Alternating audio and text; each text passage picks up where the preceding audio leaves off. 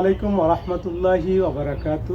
পবিত্র মাহে রমজানে আজকে আমাদের অনুষ্ঠানে উপস্থিত হয়েছেন মুফতি ফয়জুল্লাহ। আপনাকে আমাদের অনুষ্ঠানে স্বাগত। আসসালামু আলাইকুম। আজকে এমন একটি বিষয় নিয়ে আমাদের অনুষ্ঠানে উপস্থিত হয়েছেন, জাকাত কার উপর ওয়াজিব, এই বিষয়ে এখন আমরা কথা বলবো মুফতি ফয়জুল্লাহ।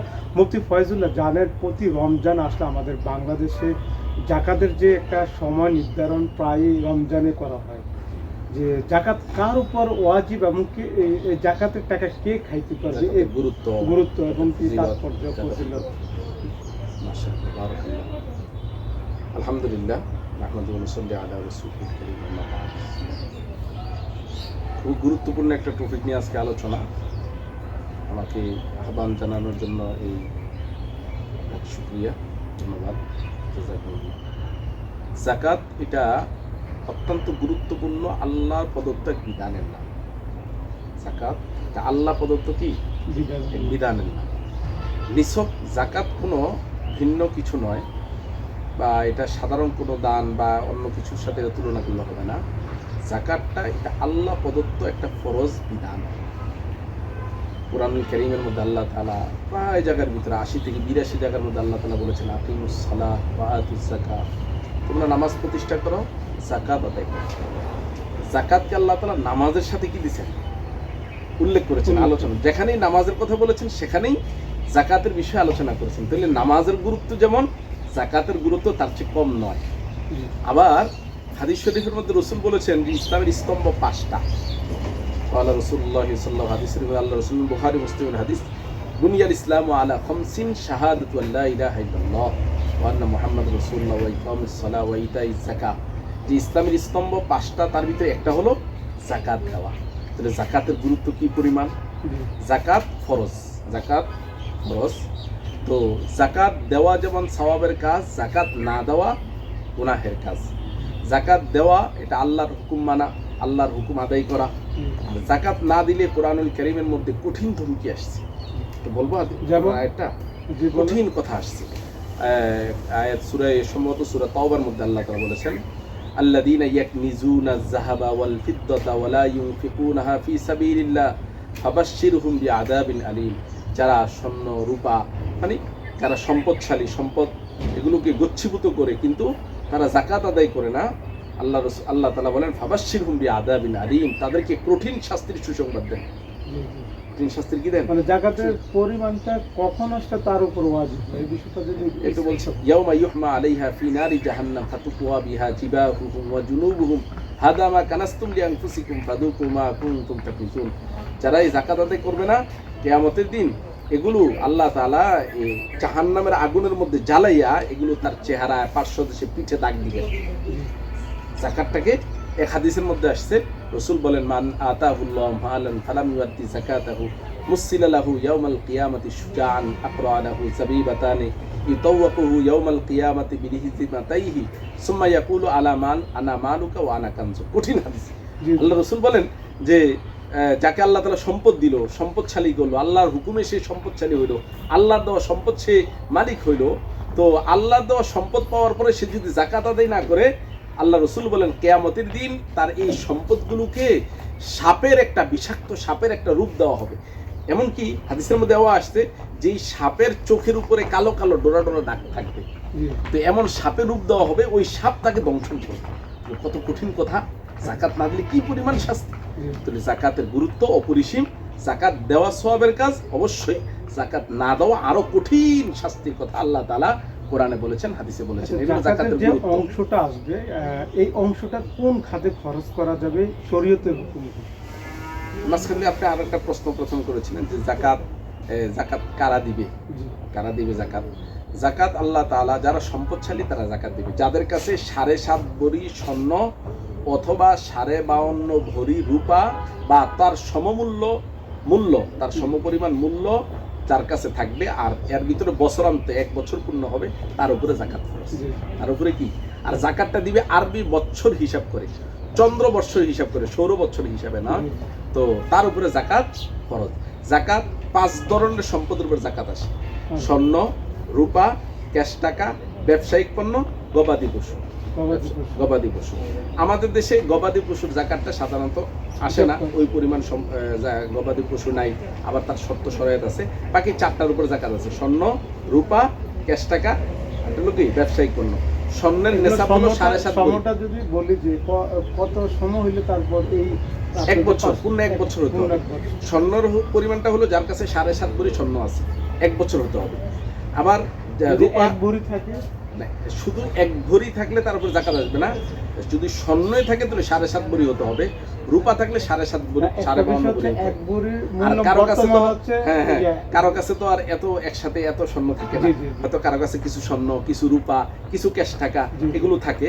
তো যার কাছে কিছু স্বর্ণ, কিছু রূপা, কিছু ক্যাশ টাকা সব মিলিয়ে যখন ওই 7.5 ভরি রূপার সমমূল্য পরিমাণ টাকা তার কাছে যদি থাকে, তাহলে মানে টাকা পরিমাণ হিসাব করে জাকাত দিবে। কিছু স্বর্ণ, কিছু রূপা, কিছু ক্যাশ টাকা। যদি স্বর্ণ থাকে শুধু যে 1 ভরি স্বর্ণ আছে, তখন কিন্তু বাজার মূল্য এখন কিন্তু আপনার 2,55,000 টাকা। তার উপর কি জাকাত? শুধু স্বর্ণের উপরে জাকাতটা আসে না।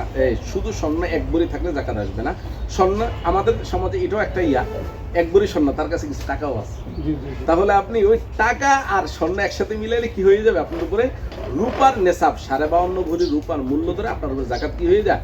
খরচ হয়ে যায়। তাহলে আপনি জাকাত দিতে হবে। তবে জাকাতের ক্ষেত্রে একটা বিষয় হলো আপনার মৌলিক প্রয়োজনের অতিরিক্ত সম্পদের ক্ষেত্রে, মৌলিক প্রয়োজনের অতিরিক্ত কি সম্পদের ক্ষেত্রে জাকাত খরচ হয়। আর যারা ঋণগ্রস্ত, অনেকে জানতে চেয়েছে যে জাকাতের যে আমার উপর ওয়াজিব হলো, এই টাকাটা কোন খাতে খরচ করা? জি জি, কোরআনুল কারীম আল্লাহ তাআলা বলেছেন ইন্নামাস সাদাকাতু লিল ফুকারাই ওয়াল মাসাকিন ওয়াল আমিলিনা আলাইহা। আয়াতের মধ্যে আল্লাহ তাআলা এই আয়াতের মধ্যে 8টা খাতের কথা উল্লেখ করেছেন। যারা ফকির, যারা মিসকিন, যারা অসহায়, বিধবা, গরিব, এতিম, এদেরকে আমরা জাকাত দেব। তবে একটা শর্ত, জাকাত কাকে বলে? জাকাত বলা হয় তামলিকুল মাল বিগাইরি ইওয়াদিন, যে কাউকে বিনিময় ছাড়া মালিক বানায় দেওয়া। কাউকে বিনিময় ছাড়া কি করা? মালিক বানায় দেওয়া। তাহলে জাকাতের জন্য শর্ত হলো তামলিক, মালিক বানানো। তাহলে জাকাত কাউকে অপর কোনো গরিব ব্যক্তিকে জাকাতের অংশের কি দেওয়া? মালিক বানায় দেওয়া। এর থেকে একটা জিনিস আমাদের সমাজে অনেকে বলে জাকাত জনকল্যাণমূলক কাজে ব্যবহার করে বা বিভিন্ন অন্যান্য কাজে ব্যবহার করে। না, জাকাতের টাকা অন্য কোনো কাজে ব্যবহার করা যাবে না। জাকাত শুধুমাত্র গরিবদেরকেই মালিক বানাইতে হবে। চাই সে মাদ্রাসার ছাত্র হোক, চাই সে সামাজিক কোনো গরিব অসহায় হোক, চাই সে স্কুল কলেজ জেনারেলে হোক, শর্ত হলে সে কি হতে হবে? গরিব হতে হবে। এবার যেই সাইটের হোক তাকেই জাকাত দেওয়া যাবে। গরিব বলতে আরেকটা বিষয় বলি, গরিব বলতে কাকে বুঝি? গরিব বলতে যারা ফকির, ইসলাম কি বলে? হ্যাঁ, গরিব বলতে যাদের কাছে একদিন পরিমাণ খাবার নাই, অথবা যাদের কাছে একদিন পরিমাণ খাবার আছে, তাদেরকে গরিব মিসকিন, ফকির মিসকিন বলা হয়। তাহলে তারাই জাকাতের হকদার। আপনার কাছে শেষ একটা প্রশ্ন, যে অনেকের জাকাত ওয়াজিব, কিন্তু সে নানান ষড়যন্ত্রে বিভিন্নভাবে সে দেশে নাই বা অনাকাঙ্ক্ষিতভাবে জেলে আছে, তার উপর জাকাত ওয়াজিব, সে জাকাত কিভাবে আদায় করবে? সে ছাড়া কোনোভাবে ওয়াজিব। যদি তার অধীনস্থ বা তার যেন অফিসিয়াল কোনো কাজে কর্মচারী, তাদের কাছে যদি হিসাব আগে করে দিয়ে থাকে, তাহলে তারা আদায় করে দিবে।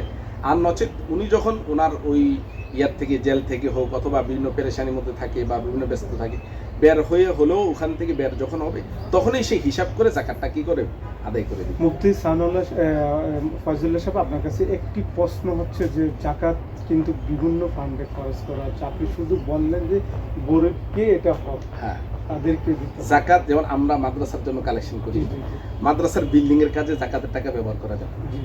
হ্যাঁ, মাদ্রাসার কোনো জেনারেল কোনো কাজে জাকাতের টাকা ব্যবহার করা যাবে না। জাকাত শুধুমাত্র মাদ্রাসার যারা পড়ে, তাদের মধ্যে যারা গরিব, এতিম, অসহায়, এদের ব্যাপারে, এদের পিছনেই জাকাতের টাকা খরচ করা। আপনার কাছে শেষ একটি প্রশ্ন, যে গরিব তাকে জাকাতের টাকা দেওয়া হয় মালিক হিসাবে, এই টাকা দিয়ে যদি সে সুদে ব্যবহার করে, ইসলাম কি বলে? সুদে ব্যবহার করে জাকাতের টাকা?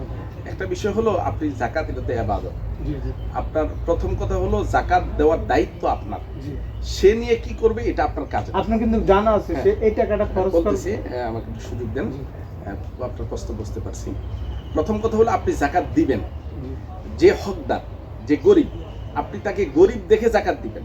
এখন সে জাকাতের টাকা নিয়ে কি করবে, প্রথম এটা আপনার খোঁজার দরকার নেই, এটা আপনার কাজ না। দ্বিতীয় নাম্বার, হ্যাঁ, যেহেতু এটা ইবাদত, আপনি তাকে দিবেন, তাহলে তো এটাকে ভালো কাজে লাগানো দরকার।